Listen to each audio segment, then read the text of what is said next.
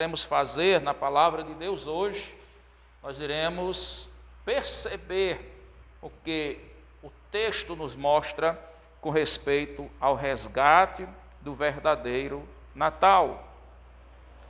A Bíblia mostra que para podermos comemorar o Natal de forma bíblica, é preciso sabermos qual o seu verdadeiro significado.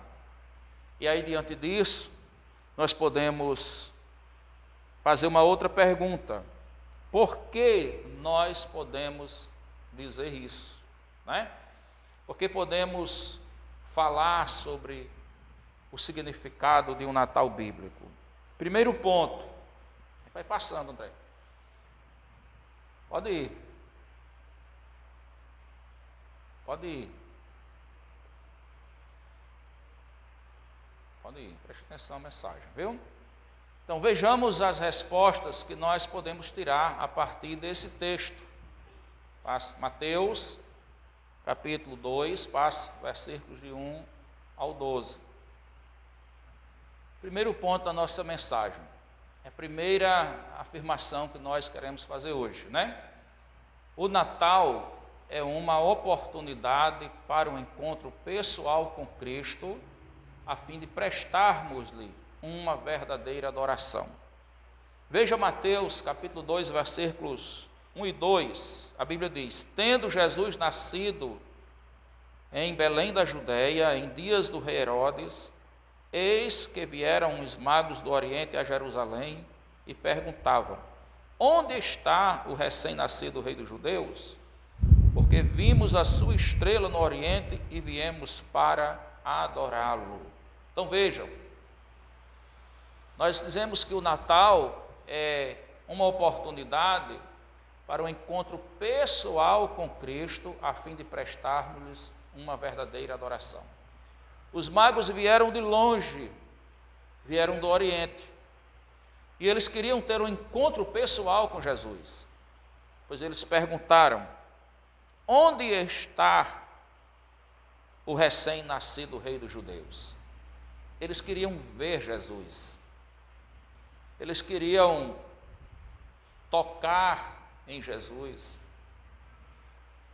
eles queriam ter um encontro pessoal, estarem perto de Jesus, e eles disseram: porque vimos a sua estrela no Oriente e viemos para adorá-lo.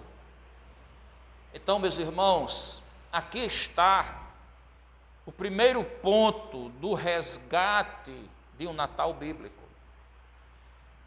Você pode olhar na nossa proposição ali, no nosso ponto, e você pode ler a parte que está destacado na cor não preta, que diz: o Natal é um encontro pessoal com Cristo, a fim de uma verdadeira adoração. Isso é Natal. O que é o Natal? O Natal é o encontro do pecador com o seu Salvador, da criatura com o seu Deus, Senhor Jesus, que se fez homem, veio habitar entre nós. E esse encontro não tem outro sentido se nós não fizermos desse encontro um motivo para nós adorarmos o nome do Senhor. Veja bem, os magos, quando eles vieram de uma região distante, eles vieram da Mesopotâmia, vieram da Babilônia, passaram muitos dias vindo do Oriente para o Oriente Médio, o centro da terra. Eles vieram do começo, e quando eles se dispõem naquela viagem, eles saem enfrentando o sol, o frio, o calor do dia, caminhando pelo deserto, e o gelo da noite, caminhando pelo deserto. A distância, mas eles sabiam que era importante que eles superassem tudo aquilo para que eles tivessem um encontro com Jesus. Isso mostra a consciência que os magos tinham a respeito de quem era o menino Jesus. Nós vemos que Jesus está sendo pregado há 2020 anos e muitas pessoas não têm ainda a verdadeira consciência de quem é a pessoa de Jesus. Quantas pessoas moram a um quarteirão da igreja, moram vizinho da igreja, e elas não tiram o seu tempo para irem ouvir falar de Jesus, e nem mesmo se lembram de adorar a Jesus, nem mesmo nesse dia que se comemora o Natal, um dia por ano.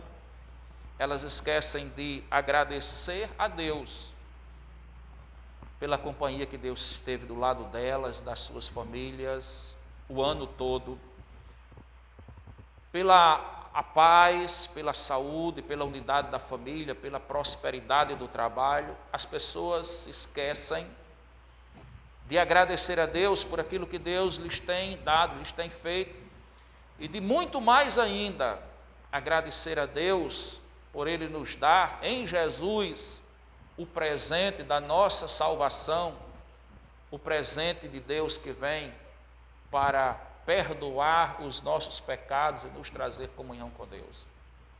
Pois é, os magos que eram bruxos, né? Talvez você não tenha parado para pensar, como muitas vezes as pessoas que vivem nas trevas, e não é à toa que a Bíblia diz que aqueles que estavam na região da sombra da morte, aqueles que estavam em trevas, viram a sua luz, porque a palavra mago quer dizer bruxo, feiticeiro.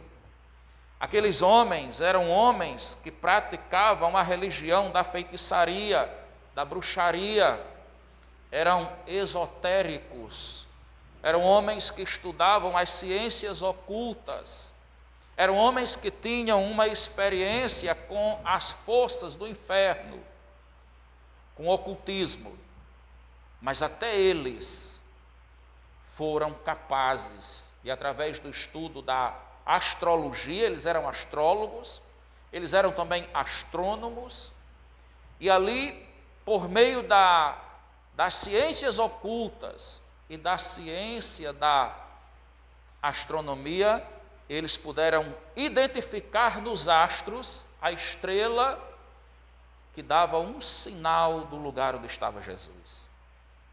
E eu creio, meus irmãos, que ali não foi somente uma experiência científica que eles tiveram, não foi apenas uma habilidade com a astrologia, mas havia um propósito específico de Deus, de utilizar-se daquilo para poder fazer com que aqueles homens pudessem entender e perceber a estrela do seu Salvador, para que se cumprisse a palavra que diz que aqueles que estavam na região da sombra da morte, que estavam na região das trevas, viram a sua luz e foram iluminados por Jesus. E isso tipificando não somente os magos, feiticeiros, bruxos, mas todos os homens e mulheres que, independentemente da sua religião ou da sua experiência espiritual, estão na região da sombra da morte. Porque aqueles magos, eles representavam todos os pecadores da face da terra, homens e mulheres de todas as idades, pessoas de perto e de longe. E eles, com habilidade, não usaram a desculpa da distância geográfica, das dificuldades que eles teriam que enfrentar na estrada, o risco de encontrar animais ferozes, de serem assaltados, a distância que era, vencer o cansaço, venceram tudo, e a Bíblia diz que eles vieram do Oriente, e com todo entusiasmo chegaram na casa do rei Herodes e disseram: onde está o recém-nascido rei dos judeus? Porque vimos a sua estrela e viemos para adorá-lo. Eles foram, meus irmãos, os primeiros adoradores daquela região, né? Isso nos faz lembrar quando Nós olhamos no Oriente, Jó, capítulo 1, versículo 1, um homem que adorava a Deus. Nós vemos também Abraão, Gênesis capítulo 11, versículos 27 e 28, um homem de Ur, dos caldeus, na Babilônia, lá de onde os magos vieram, e Jó era de Ur, dos caldeus, também foi um adorador fiel do Senhor. Isso nos faz refletir, meus irmãos, o quanto nós estamos perdendo ou estamos distantes da consciência espiritual a respeito da importância do nascimento de Cristo. Como valeu a pena para aqueles homens que vieram de longe para adorar o Senhor Jesus, né? Eles eram magos, vieram das trevas e do profundo ocultismo, mas eles, naquele dia, saíram das trevas e adoraram ao Senhor Jesus. Vamos ver o que a Bíblia Sagrada nos diz aí em Jó, capítulo 1, é antes do livro dos Salmos, para quem está começando o estudo da Bíblia. Capítulo 1, versículo 1.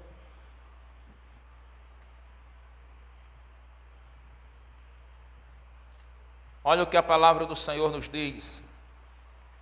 Havia um homem na terra de Uz, cujo nome era Jó, homem íntegro e reto, temente a Deus e que se desviava do mal. Grandes homens levantaram-se do Oriente, né? Jó, reto, temente a Deus, íntegro, fiel, homem que fugia do pecado, homem que se desviava do mal, homem que tinha a consciência e o temor de Deus. Também em Gênesis, capítulo de número 11, versos 27 e 28, nós vemos a história de Abraão, onde a Bíblia diz assim: são estas as gerações da terra, de Tera. Tera gerou a Abrão, a Naor e a Arã, e Arã gerou a Ló. Morreu Arã na terra de seu nascimento, em Ur dos caldeus, estando Tera, seu pai, ainda vivo, né? Então aqui a história de Abraão, que foi outro homem, que também era oriental, e teve uma grande experiência com Deus, chamado para sair da sua terra e vir para a terra que o Senhor lhe tinha prometido, a terra de Canaã, onde se desenvolveu a sua descendência, e ali se formou a nação israelita, o povo hebreu, né, meus irmãos? Então, meus amados irmãos, o que nós podemos aprender com a mensagem dos magos, com o comportamento dos magos? Que nós devemos aproveitar esse momento para superarmos as dificuldades que tivermos de chegar até a igreja, seja o cansaço, seja a distância, seja o frio, seja o calor. Quando nós